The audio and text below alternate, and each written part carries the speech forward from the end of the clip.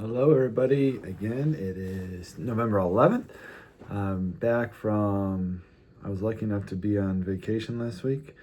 Took the wife and children out to California where my brother-in-law lives. And we did a couple days at Disneyland. And then we went down to Coronado Island in San Diego for the rest of the week.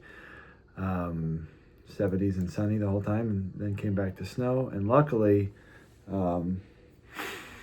we didn't really have much trouble getting back. I was worried because about halfway through the week they started talking about the government shutdown and how flights were going to be canceled and everything like that. And luckily our flights back weren't canceled. We did have about an hour delay on the runway. We had a layover on the way home in Chicago, and the pilot announced that it was due to the air traffic controller shortages, that they had some kind of new rule, or not new rule, but some kind of rule that every plane that took off had to be 20 miles outside of or away from the runway before the next plane was allowed to take off,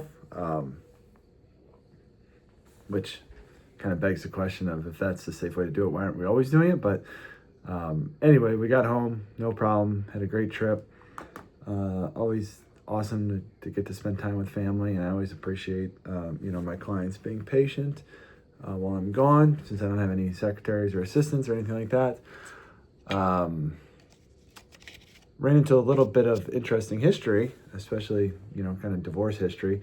So the hotel where we stayed at is called the Hotel del Coronado, which is a very famous old hotel where a lot of famous people and dignitaries had stayed back in the day. It's a beautiful hotel right on the beach in San Diego.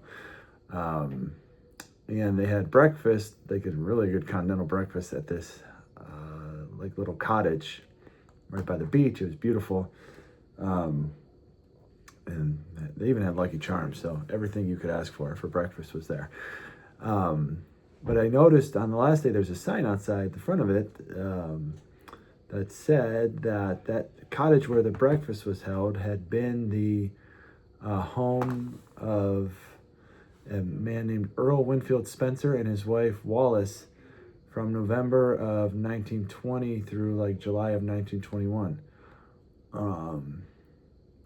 Wallace Spencer then married Wallace Simpson, and then married the King of England. And that, of course, very famous, where he had to abdicate his throne because she was twice divorced and two of her husbands were still living. So because of the rules of the Church of England, he was not allowed to marry her. So he gave up his throne, which made his brother the king, which his brother died shortly after that, which made Elizabeth the queen. So she's a very controversial figure in history with England, and, pretty amazing. On the other side, the guy literally gave up being the king of England to marry her, so kind of romantic if you look at it that way. But she had been divorced a couple times. But anyway, the point is, sitting there in that beautiful beach cottage, you realize that the marriage didn't work out so well. Led to, change all of history, really, because she ended up marrying the King of England.